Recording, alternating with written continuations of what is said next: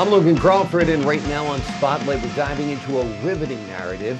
It is called A Hard Decision, and it is written by a wonderful author. His name is Westley Thomas. This heartfelt novel captures the agony and the resilience of love amidst the horror of war. The author masterfully explores the depths of human emotion, making us question what choices we'd make when faced with the unimaginable. We're delighted to have this very talented author join us here today on Spotlight. We thank the team at Authors Tranquility Press for helping us put him in the spotlight today. We ask viewers like you to support writers like him by subscribing to our channel and by purchasing his amazing book. The links are below this interview. Wesley, great to see you here today on Spotlight. Oh, thank you very much. I had a very busy day today. Well, I'm glad to have you on the show. You can be calm now and cool as we tell the story of A Hard Decision. Let's start out by giving the folks at home a overview of what the book is about. All right, the book is basically about a young couple. They got married. They grew up, got married after high school. And the husband, the wife was expectant, and the husband was due to go to be deployed to Vietnam, Southeast Asia. And he promised her that he would stay in contact and write her every day. And there was a while she would get letters from him, but then she didn't hear from him for a while, and she was expecting a baby, And then when she did receive a letter from him, then he was telling her that, explaining to her what was going on and what he was experiencing, and whatnot. But don't worry, he'll be okay, and he'll be coming home and stuff like that.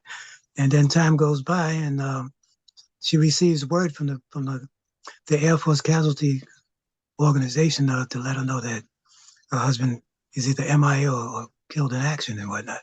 Yeah. So she sort of like fell apart.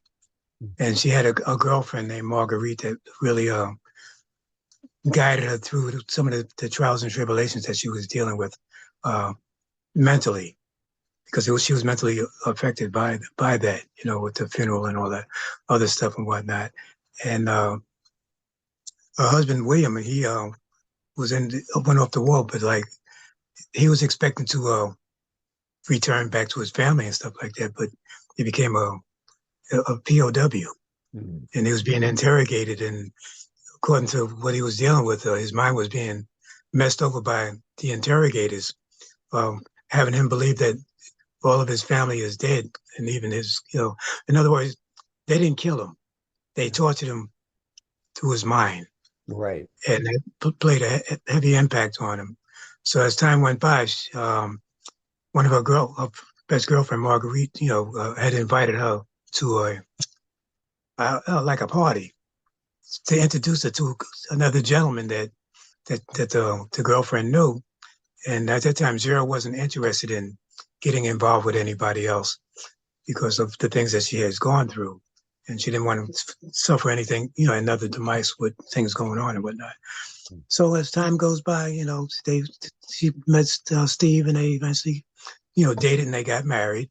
Mm-hmm. And then as time goes by, then one day when Steve was at work, she gets this phone call, and she's kind of startled because she doesn't know who it is, and why is this person asking for her?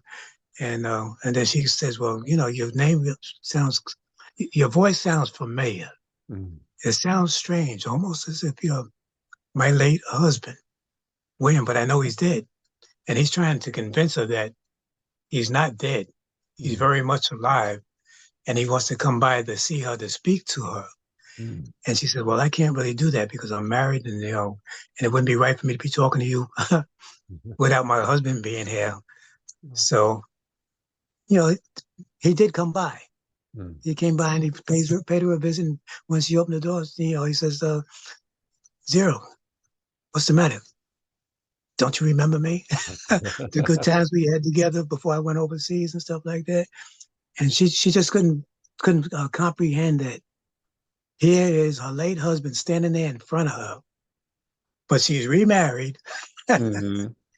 And she really doesn't know how to take on that, the effects that she's dealing with and whatnot. So he said, well, look, I'd much rather come back when your husband Steve is home. Mm. And he left. And she kept saying, I know my William's dead. I know he's dead. It can't be him, like. So he left. But he did tell her before he left that he would come back when her husband was home. So lo and behold, the husband comes home and he asks her, how did her day go? And she told him, you wouldn't believe it, but my day seemed so much like a soap opera. She said, well, what do you mean by that? William came by. He says, William, how could William come by when his aircraft was shot down over in Haiphong in Vietnam? It can't possibly be. He's supposed to. And what about the funeral and stuff that you was telling me about, and the flag draped coffin? Then if that's William, then what or who was buried in the cemetery? Right. So as they're talking about this stuff, right? All of a sudden, the doorbell rings, and William says, "Oh, if that's the paper boy, let him know. We'll pay him next week." So she's not responding because she's now startled because there's her late husband standing in the doorway. And Steve is saying, Zera, what's going on? Let the paper boy know. I'll pay him next week. So she still doesn't respond. So now William gets up from his seat. He goes to the door. And who does he see? He sees William standing there. And then William says to Steve, what's the matter? He says, you're supposed to be dead. He says, I got the same stare from Zera before because both you and her both are looking at me like you're seeing a ghost. Right. So William was there. He said, well, look, I'm here because I want to continue on with what I had before I went to Vietnam. And he says, I want my wife back. And Steve says, well, look, I'm married to her now. And then, then they're talking about, well, yeah, but she was mine before she was yours. So like now they're having a verbal confrontation with each other. Right. And it becomes physical. And, like Zera's, she's seeing all of this stuff going on and whatnot. She has to break them up, and then Zera's telling Steve, there's something that I wanted to tell you for quite some time, but I could never get around to telling you because you never really had time to listen because because of his job, he was keeping late hours. He was in charge of some corporation and whatnot. And, he didn't really take time to listen to his wife until William came. Yeah. So like now she's explaining to him, yeah, well, I'm dealing with my condition, in other words, a health related issue. Right. And they're saying, yeah, well, asking her, which one of us do you want? Yeah. She's got to the point where she says, I don't want either one of you. You're both using me like I'm a pawn in a game of chess, and you're making me sick. So that William got agitated, and Steve was more agitated because William is in his apartment doing the confrontation. So eventually, Steve forced William out, gave him a shove, for him to get on his merry way. So those are just some of the different things that happened within the book. I don't want to give away too much. Because, no, it's a great setup. It's a great story. Obviously, it's a hard decision for Zera and other hard decisions along the way as well in this book, hence the title. Now, you were in the service for quite a few years. You're a highly decorated veteran. Tell us a little bit about your experience in the military and whether that experience in the military inspired the story. Well, the military didn't inspire the story because I enlisted in the Marine Corps in 1965, 21 July 65. I did 2 tours in Vietnam from 1966 to 1968. I get emotional. I was 19 when I arrived, October 24th, 1966. Just arriving in the country. I was scheduled for the 3rd Marine Division. I didn't even know it. I was scheduled for 3rd Marine Division coming out of California after going through advanced combat training. They show you all the things that can kill you when you get to Vietnam, the VC trail and the different insects and the animals and stuff like that. Mm. And I, you're going through training, so you're not thinking about dying or any of this stuff. They're just showing you the things that can happen to you while you're there. So when I arrived in Da Nang, because we flew out of, I think it was Travis Air Force Base Mm-hmm. on a Continental airline. There was over 360 something Marines on that aircraft.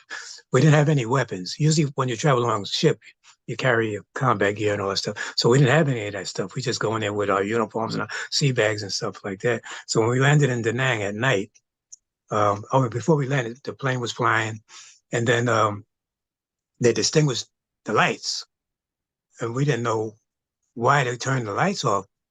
So I'm thinking, well, maybe we're going to get shot down. Mm. When the plane lands, it lands at night. And when they open up the hatch, the doorways, you could feel the heat coming into the aircraft because that's how hot it was at night. Because over there it was 120 and 130 in the shade. Amazing. And so when we landed at night, and then there was a big entourage of other military personnel waiting to get on the flight that we just got off. Mm. And they're saying, watch your back, Godspeed, look out for each other because this is serious stuff over here. Mm.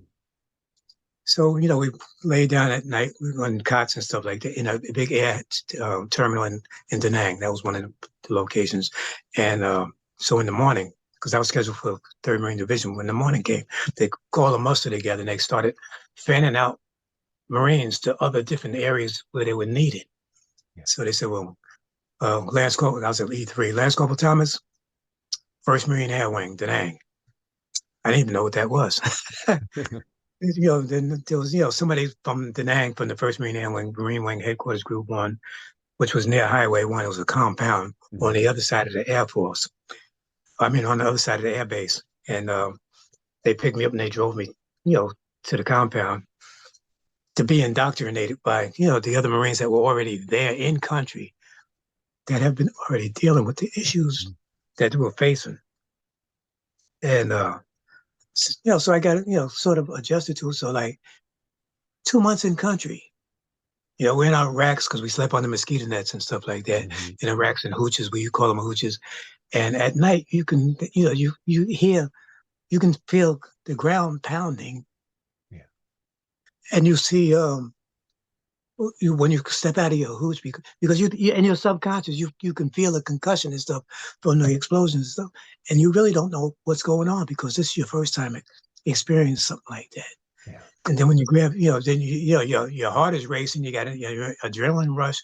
You're grabbing your combat gear and your rifle and all this stuff because now you want to get out of your hooch and go to the perimeters where you're set up with your bunkers and stuff like that, for protection. Right. And and the sky's lit up because they have flares, and the flares are dropping down. They're illuminating the sky to make it look like daylight. Mm. So you don't know if they call them Charlies, VC to be a con. You don't know if they reach the compound to come in and then do whatever had to be done and whatnot. And then Christmas Eve, 1966, December 24th. I was only 2 months in country. Mm. We got called out. Because at that time we were on our hooches. You had the black guys on one side, you had the white guys on the other side. The black guys are playing their Motown, and it's almost like platoon. They're playing the Motown songs and the Stax records and stuff like that. And the white guys, they're playing their country and Western. We used to call it shit kicking music. They're playing their music. So we're in there, having a good time and singing and rocking with the music. So white guys come in, they run to the back. And they're grabbing their combat gear and stuff like that. We say, hey, where you all going? They said, well, they told us to come and get our gear and get out and fall out and get on the trucks. So we said, well, hell, if they're going to do that, we might as well go ahead and do the same thing. We don't know what's going on.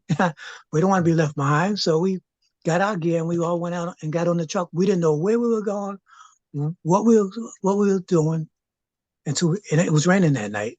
Mm. So when we got to the area where we were going, to find out that we was on a search and rescue. Operation to look for survivors from an airplane crash that killed 120 Vietnamese nationals and 20 wounded. I received a letter of appreciation from the commanding general, L.B. Robert Shaw, for professionalism and devotion to duty. It's all part of my my bio. Mm-hmm. And we had a formation. I couldn't understand, like, when the general came around, they had a formation. And I was an E3, Lance Corporal. They said, Lance Corporal Thomas front and center. So I went up. I didn't know what I was going for. Then all of a sudden, I'm handed a piece of paper. Mm. It was a letter of appreciation from the commanding general for what I did during that rescue. And I'm saying to myself, why am I the only one getting this? When there's other Marines, I said this to myself, there's other Marines in the same formation and the same company was doing the same exact thing. I couldn't figure it out. Mm. But for years, many years or decades after the fact, I was proud of that letter, but I never thought I could do anything with it. It was just a letter. Mm. I didn't think to send it home to my mother, because if I would have sent it home to my mother, it would have been put in our Staten Island Advance, Yeah. Our town newspaper, Yeah. which would have been part of my legacy, but I didn't know. So I just held on to it. And then we was on search and rescues. Then whenever they formed what they call an air contingency, air mobile reactionary force, where if other areas needed us, they would put us on a C-130 or C-123, Mm-hmm. fly us up to wherever we needed to go to assist them. Then put us on a CH-36 helicopter flying over rice paddies and dikes, because we got sent on, I think it was February 27th, 1967. We went up to Quezon. I'm pretty sure you heard of Quezon. Mm-hmm. Camp Carroll. When we landed, we flew up in a C-123. We didn't know what we were going up there for. Mm. We landed, we see body bags. Well, I saw body bags on the tarmac waiting to be picked up. And then they put us on helicopters. We didn't know where we were going. Mm. All I know is the helicopter took off to get the machine gunner sitting in the doorway, and you're flying over the rice paddies and the dikes. And then when we get to the area, the location, it's hovering. You got to jump out, form a perimeter and stuff like that. And the helicopter takes off and leaves. So the commander went inside the compound. It was a Montagnard village, Mm-hmm. Langley village. The commander went inside, and when he came back out, you know what he said to us? Stack your weapons. Mm. So that means when you're stacking your weapons, all the weapons are like this, stacked. And they're stacked. Mm-hmm. So therefore, you don't have any armament with you. Mm. You weren't allowed to take any of that in. And you want to really know why? You ever hear friendly fire? Yeah. Because of friendly fire. Mm. The village was, because that was an Army Special Forces camp, because the Special Forces was advisors to the Montagnards. Those are the Aborigines, the village people. They walk around with straw and, like jungle outfit and stuff like that, made out of straw and stuff like that. So we weren't allowed to take our weapons into the village because of the friendly fire situation. Mm-hmm.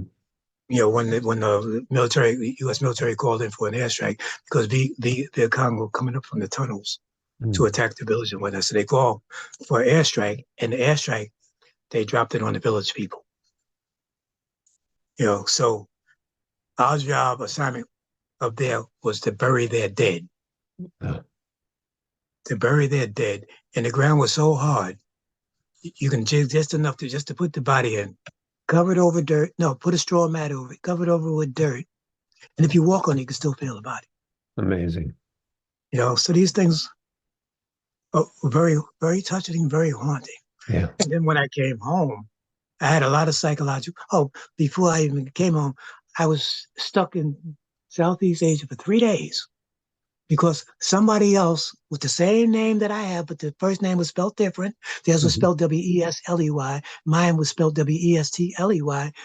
They took my travel orders, flew back to the continental of the United States. And when I left Southeast Asia, I had to fly with their travel orders on a different aircraft. When I got to California, I had to go to the Red Cross because they had my airline ticket messed up. They had me down for Dayton, Ohio, when it should have been JFK, New York.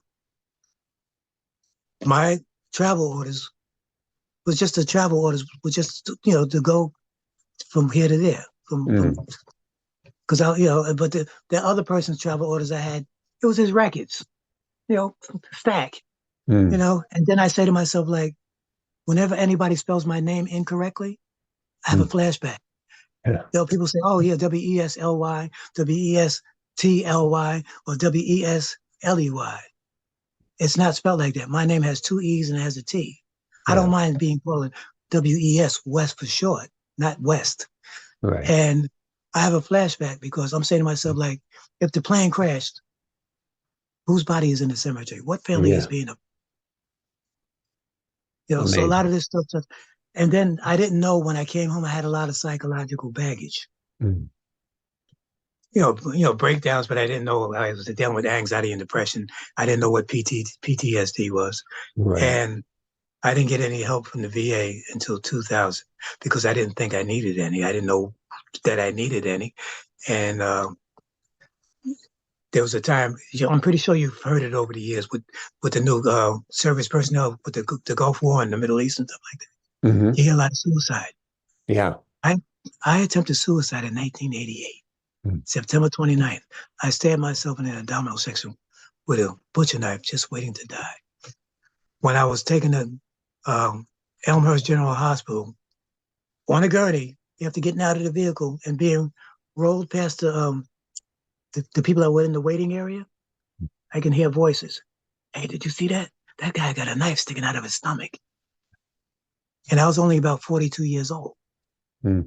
June 15th, I'll be 77 with the Lord's blessing. So he Mm. blessed me to still be here, to be a vessel and to share my testimony with others, to let others know I've been there, Yeah. done that, and gone through a lot of changes and trials and tribulations, not counting the fact that I went through, you probably heard of it, marriages and divorces, Yeah. big time, Yeah. because the Vietnam War took away the young Mm. generation. And out of that, a lot of that young generation dealt with a lot of different things that was part of that time period, along with the Yeah. dissension that was going on. I was there. I was in Vietnam when Martin Luther King got killed. I was there when Bobby Kennedy when they got assassinated. Yeah. You know, so there's a lot of things that I didn't know about that was going on here in Mm. America during that time. Like the Black Power movement. The what's that? Black The Panthers. the Black Panthers, Yeah. and then you have other Marines coming over there. Other Black Marines coming over to Vietnam. You know, they want to wear afros and Yeah. you know, you know, they get Black Power. We wasn't accustomed to any of that stuff. Right. They're coming over there because they're militant, and a lot of them were drafted. They didn't want to be there. Right. But we were there we were there because we were sent there. Mm. And then to come home and be called druggies and baby killers. My wife and my son was on a road trip one summer. We went out to Meteor Crater. Are you familiar with Meteor Crater? Yep. It's in Arizona, I believe. And I went up to the window because we were going to get tickets. So the lady behind the ticket counter, she says, oh, you're a Vietnam vet. I said, yeah. She said, what she said to me? How many people did you kill? Mm. And my wife overheard that. And she went over and she said, look, this man fought for this country. How are Yeah. you going to stand and ask my husband something like that? That's very disrespectful. And my wife will stand up for me. And plus the fact that, I've been through 2 marriages and 2 divorces. I'm now married to my childhood sweetheart. Wonderful. We reconnected after 37 years. Had I not met her, because I totally forgot who she was or what she was about. Had I not reconnected with my wife that I'm married to now, I don't think I'd be here doing this interview. That's how bad my life experience has been. It was like a cancer eating me from the inside out. Whenever people would see me, they say, "Oh, Wes, you're a smiler, you're a happy-go-lucky guy." Yeah, I might be smiling and look like a happy-go-lucky guy, but I'm being eaten up on the inside. Even through my employment and my jobs and stuff like that. They used to say, "Oh yeah, Wes Thomas, you got to lighten up on the fellas," because I became a supervisor. You got to lighten up on the fellas. This is not the Marine Corps. You're not a drill instructor and whatnot. I said, look, just like I have a job to do, They have a job to do. They're subordinates and they're supposed to conform and do what their superior tells them, just as long as it's safety and it's within reason. And then I got other upper echelon undermining my authority to the hourly employee. So how do you think that made me feel? Had I known the things that I know now, things would have been a lot different. I probably could have went out on Social Security retirement or disability from the job, but I didn't know about these things. So there's a lot of things that I know of. I can talk to anybody on any level because I have a lot to offer and a lot to share. Mm-hmm. My wife was responsible for me getting a proclamation from the city of New York. My wife was responsible for me getting an advocacy recognition certificate. My wife was responsible for me getting a state senator certificate. And, it's in a big frame, gold seal, red, white, and blue ribbon. I usually read it, but I didn't bring it off my wall to bring it, so that I could read it to you. But it's a powerful proclamation, because when I received that proclamation back in 2016, I received mine as an individual. Mm-hmm. The 369th received theirs as an organization, as a group. I was just on a Zoom meeting with my Vietnam Veterans America, Chapter 126, Manhattan, New York City. Mm-hmm. They just received the proclamation, but they got it as an organization. I have mine as an individual. It puts a smile on my face. It makes me feel good. Yeah. And whenever I read it to somebody, they are very touched because it's part of my military legacy and history. Absolutely. Well, I'm glad you got the recognition that you deserve. You were pulled from your home at a very young age, little more than a child, really, when you go over to Vietnam at 18, 19 years of age.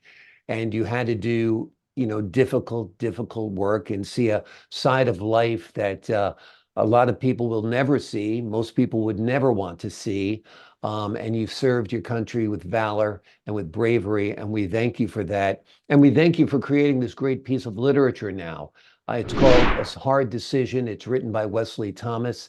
It is a heartfelt novel that captures the agony and the resilience of love during wartime. The author has masterfully explored the depths of human emotion, making us question what choices would we make if we were faced with the unimaginable. Wesley, thank you so much for joining us here today on Spotlight. Thank you very much. I appreciate your time. And to the folks at home, I'm Logan Crawford, thanking you for your time this time. Until next time on Spotlight. And Hollywood, if you're listening, this would be a terrific film. It's got all of the elements that you need. It's got a great hero. It's got a love story. It's got war and untold conflict. Hollywood, the script, the book is waiting for you. Thanks again, Wes. You're welcome.